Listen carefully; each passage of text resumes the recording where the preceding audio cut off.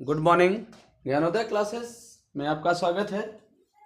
हम सभी लोग इतना ढंग की मेहनत कर रहे हैं, हम लोग बेहतर तरीके से बेहतर परिणाम की ओर चलने की कोशिश कर रहे हैं। तो आप सभी से हमारी एक सजेशन, एक निर्देश रहेगा कि आप 100% तैयारी करें और कोई भी प्रॉब्लम हो तो आप कमेंट में अवश्य बताएं, कमेंट में अवश्य लिखें। आइए चलिए देखते हैं। पिछले सेशन में क्वेश्चन नंबर 4 तक कंप्लीट हो चुका है, एक्सरसाइज 10.2, और अब क्वेश्चन नंबर 5 स्टार्ट करते हैं। इसमें भी थ्योरम ही है, और यह थ्योरम है तो पहले कथन लिखेंगे और स्टार्ट करेंगे। चलिए आइए देखते हैं। पहले तो हम लोग कथन लिखेंगे। कथन क्या कहता है इसको देखेंगे। कथन लिखेंगे। कथन क्या है? कथन कहता है कि स्पर्श बिंदु से स्पर्श रेखा पर खींचा गया लंब, स्पर्श बिंदु से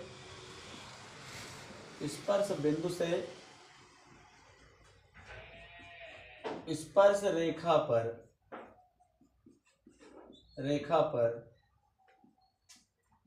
खींचा गया लंब, स्पर्श बिंदु से स्पर्श रेखा पर खींचा गया लंब वृत्त के केंद्र से वृत्त के केंद्र से होकर जाता है। यह हमें प्रूफ करना है। चलिए आइए देखते हैं। कथन दिया हुआ है तो कथन की तो बात, अब अकॉर्डिंग टू स्टेटमेंट हम क्या करेंगे? पहले तो चित्र बनाएंगे। स्पर्श बिंदु से स्पर्श रेखा पर खींचा गया लंब वृत्त के केंद्र से होकर जाता है। तो पहले तो हम एक वृत्त बनाते हैं। एक वृत्त बनाएंगे और इस वृत्त को हम क्या करेंगे? जैसे जैसे उसमें कथन में लिखा है उसी प्रकार हम करेंगे। स्पर्श बिंदु से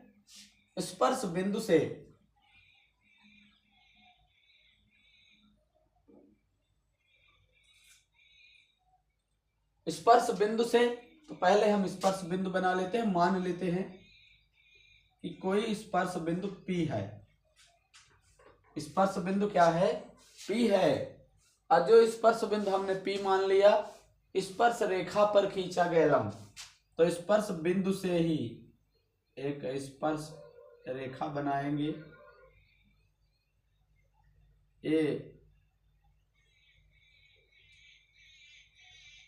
स्पर्श बिंदु से स्पर्श रेखा हम लोगों ने बना लिया, और ये स्पर्श रेखा क्या होगी? थोड़ा सा और सीधा करेंगे इसको।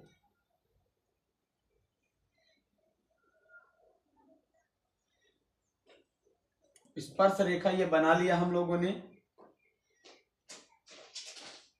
और इसका नाम है AB। स्पर्श रेखा का नाम है AB। A हो गया, ये B हो गया। अब क्या कहता है? खींचा गया लंब। अब ये स्पर्श रेखा, स्पर्श बिंदु तो है ही, लेकिन हमारा यहाँ पे केंद्र होगा। तो केंद्र O है। अब यहां से स्टार्ट करते हैं हम। लंब हम डाल देते हैं।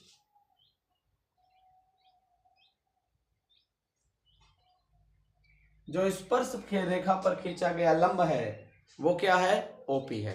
तो चलिए आइए यहां से स्टार्ट करते हैं। तो दिया क्या है? दिया है O केंद्र वाला वृत्त है। O केंद्र वाला वृत्त जिसके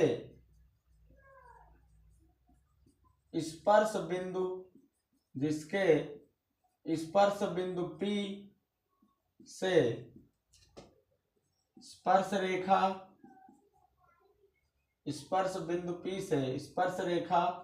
AB है, तथा स्पर्श बिंदु P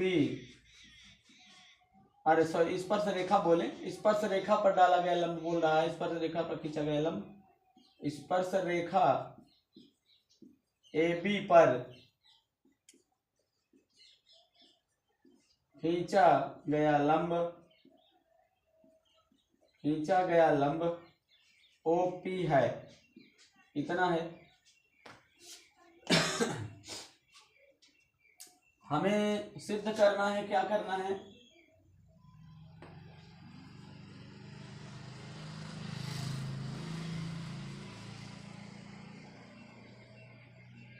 सिद्ध करना है। सिद्ध क्या करना है कि जो लंब OP है, जो लंब OP है तो केंद्र O से होकर जाएगा। रेखा रेखा AB पर डाला गया लंब, रेखा OB पर डाला गया लंब, रेखा AB पर डाला गया लंब केंद्र O, डाला गया लंब केंद्र O से होकर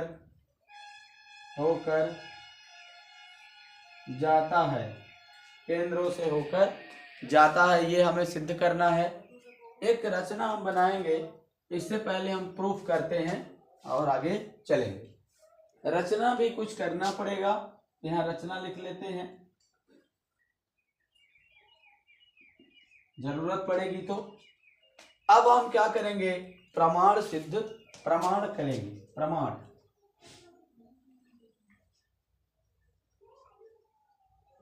यानी प्रूफ। प्रूफ स्टार्ट करेंगे। क्या होगा, इसमें दिया है, क्या दिया है कि केंद्र कहां से होकर जाता है, खींचा गया जो लंब है, तो हम मानेंगे, माना हम इसे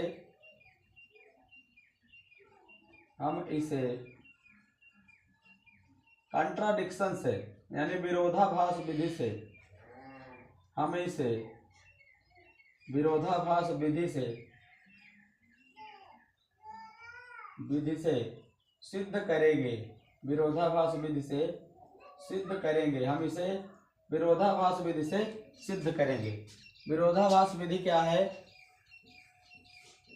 हम मान लेंगे, क्या करेंगे, हम मान लेंगे, मानेंगे क्या, माना कि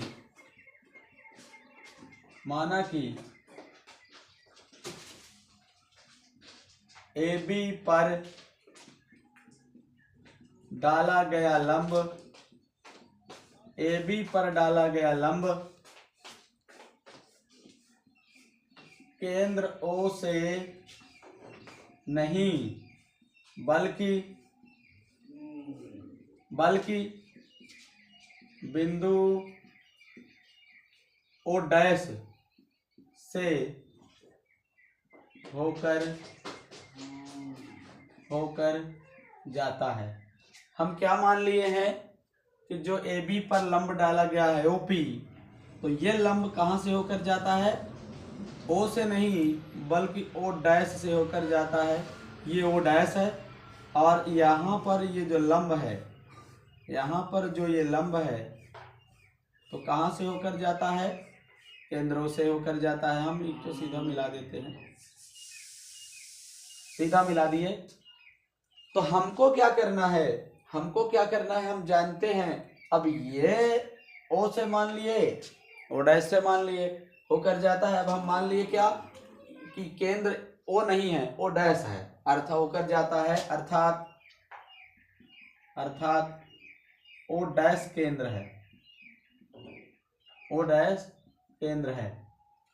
हम कंट्राडिक्शन मान लिए, माना कि O से नहीं होकर जाता, OP जो लंब है O से होकर नहीं जाता, O डैश से होकर जाता है, तो O डैश क्या है, केंद्र है। और हम क्या जानते हैं, चूंकि हम जानते हैं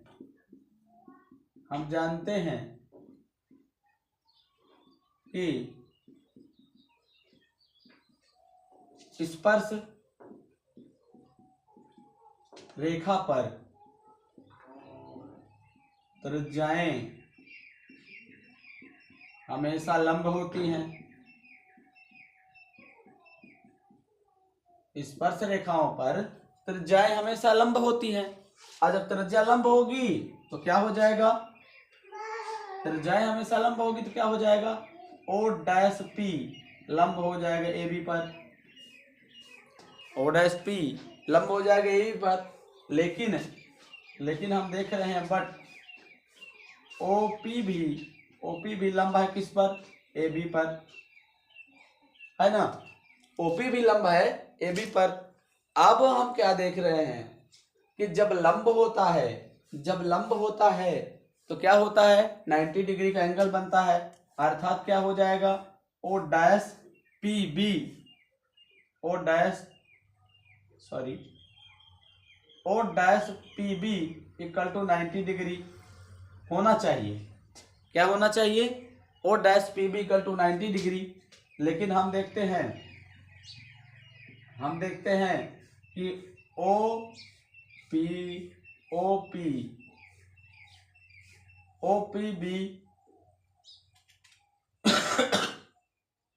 बी इक्वल टू 90 डिग्री है। होना चाहिए लेकिन इसके में 90 डिग्री है। हम देख रहे हैं कि क्या है angle O dash P B छोटा है किससे, एंगल ओ पी बी से, और यह तभी संभव है, और केंद्र ओ डैश तभी संभव हुआ है, ओ डैश केंद्र हो, यह तभी संभव है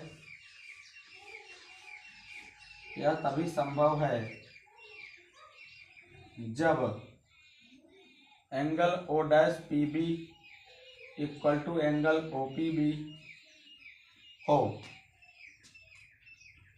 एंगल ओ पी बी हो। और जब ये दोनों एंगल इक्वल होंगे तो ओ डैश नहीं, वही ओ ही केंद्र होगा, ओ डैश नहीं ओ ही केंद्र होगा। तो क्या हो जाएगा, जब दोनों इक्वल होंगे तो यह तभी संभव है, यह भी तभी संभव है, यह तभी संभव है जब ओ व ओ डैश संपाती हो, तभी संभव है जब ओ और ओ डैश दोनों क्या हो, संपाती हो, और अर्थात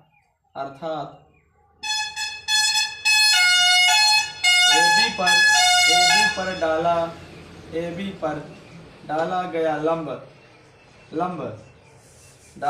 लंब केंद्र ओ से होकर जाता है। यही हमारा प्रमाण हो गया, यही प्रूफ हो गया। मतलब यदि हम, और क्या हो, ओ डैश संपाती होना चाहिए, जब होगा, संभव कब है, या तभी संभव है जब दोनों एक दूसरे के संपाती हो। अर्थात क्या हो जाएगा, ओपी बराबर, ये भी यहां भी लिख सकते हैं, ओपी बराबर OP O dash P, OP बराबर ओ डैश पी लिख सकते हैं। तो यह हो जाएगा ए बी पर डाला गया लंब कहां से होकर जाएगा, केंद्रों से होकर जाता है। यह हमारा प्रमाण हो गया, यही प्रूफ हो गया। आइए चलते हैं, देखते हैं दूसरा क्वेश्चन नंबर 6। आइए प्रश्न क्रमांक 6 को सॉल्व करते हैं। प्रश्न क्रमांक 6 में क्या लिखा हुआ है, प्रश्न क्रमांक 6 में लिखा हुआ है, एक बिंदु ए से जो वृत्त के केंद्र से 5 सेंटीमीटर दूरी पर है, वृत्त पर स्पर्श रेखा की लंबाई 4 सेंटीमीटर है। तो पहले वृत्त बना लेते हैं। तो हम स्टार्ट करेंगे, ये वृत्त बनाएंगे। वृत्त थोड़ा सा कंप्लीट इसलिए नहीं बन पाता क्योंकि जो राउंडर से बनाते हैं, राउंडर से बनाएंगे वो बेहतर वृत्त होगा। इसलिए आप कोशिश ये करें कि राउंडर से ही बनाएं। यह है वृत्त। तो वृत्त क्या है, वृत्त का केंद्र हम लोग मान लेते हैं क्या है, ओ है, वृत्त का केंद्र ओ मान लेते हैं। फिर कहता है कि एक वृत्त के केंद्र से 5 सेंटीमीटर दूरी पर क्या है, एक बिंदु ए है।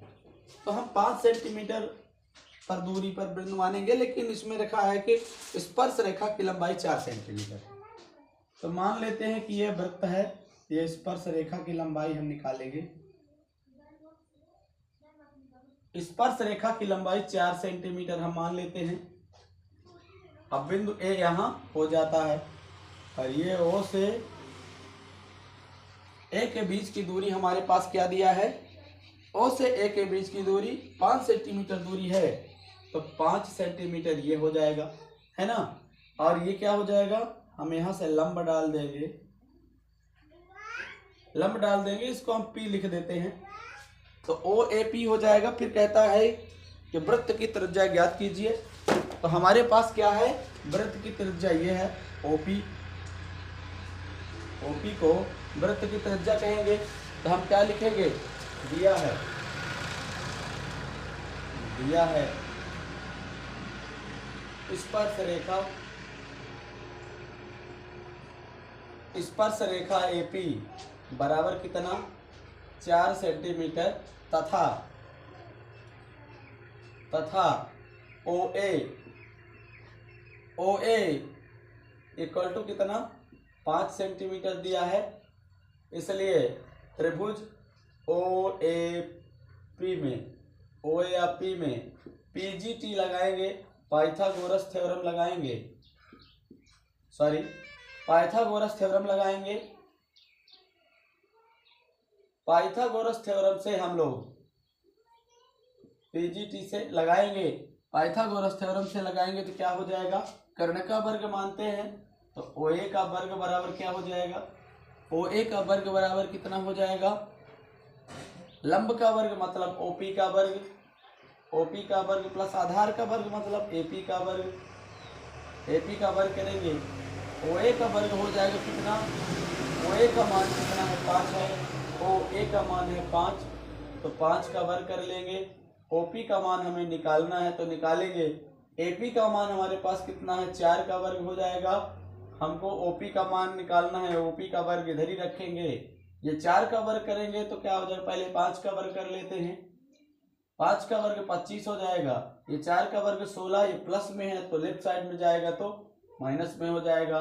25 में 16 घटाएंगे, यानी ओपी का वर्ग हम रख लेते हैं, 25 में 16 घटाएंगे तो 9 आएगा, और ओपी निकालेंगे तो √9 हो जाएगा, और ये 9 का वर्गमूल कितना हो जाएगा, 3 हो जाएगा। 3 सेंटीमीटर हमारी त्रिज्या, अर्थात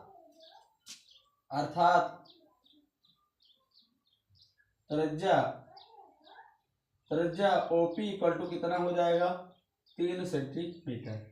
अर्थात हमारा प्रश्न क्रमांक 6 इस तरह था।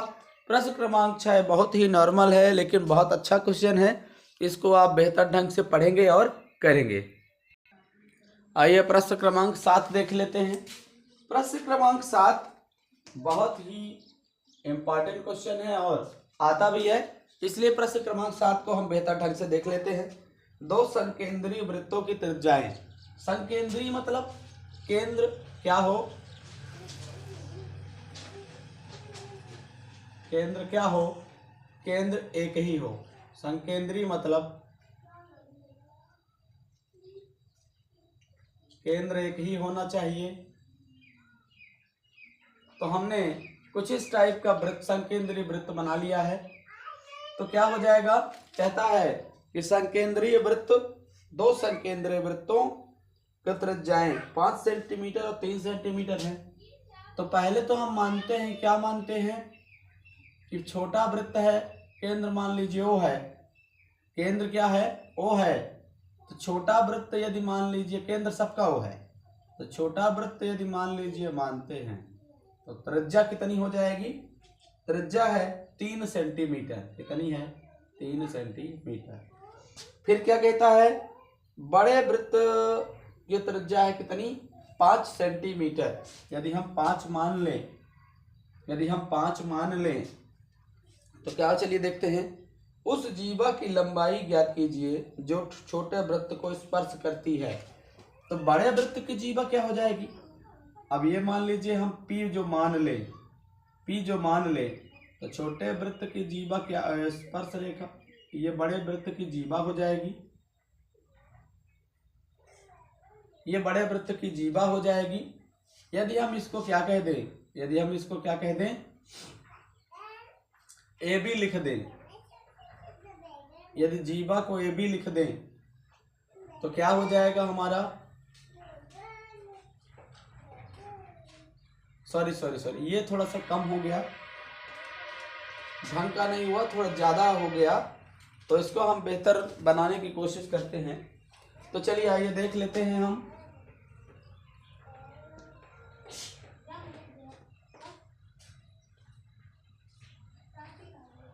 सीधा लेके जाना चाहिए था, जो ऐसे मिल जाए,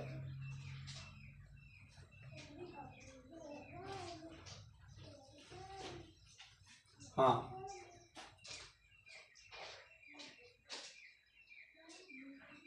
और ये बी से। तो हम देख रहे हैं, क्या देखते हैं कि जो ये है OB है और ये क्या है, तो बड़े वृत्त की त्रिज्या हो जाएगी, तो ये 5 सेंटीमीटर की ये भी होगी, अब 5 सेंटीमीटर की ये भी होगी।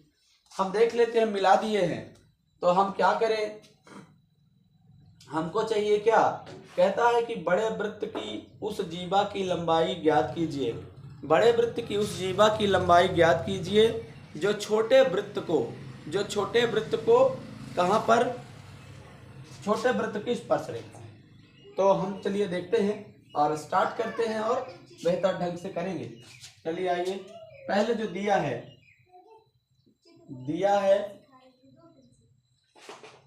2 संकेंद्रीय वृत्त जिनका केंद्र O है, 2 संकेंद्रीय वृत्त जिनका केंद्र O है, छोटे वृत्त की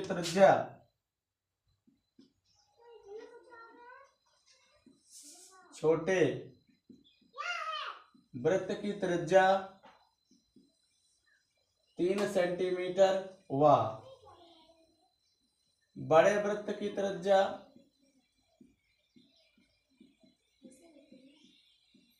5 सेंटीमीटर है।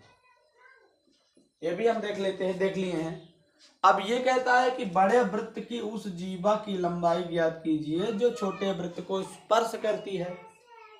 तो हम जानते हैं बड़े वृत्त की जीवा छोटे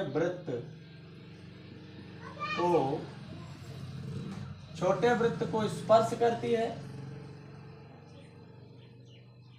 अर्थात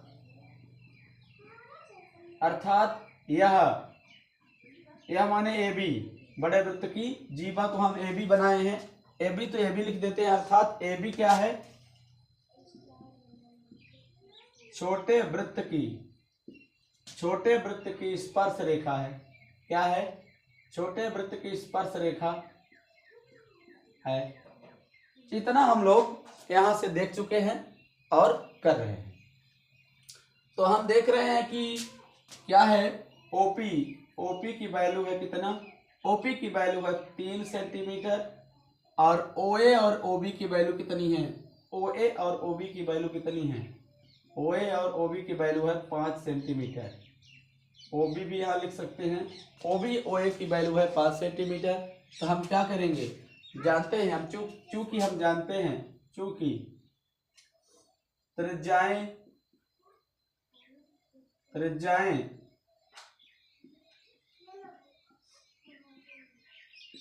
स्पर्श रेखा पर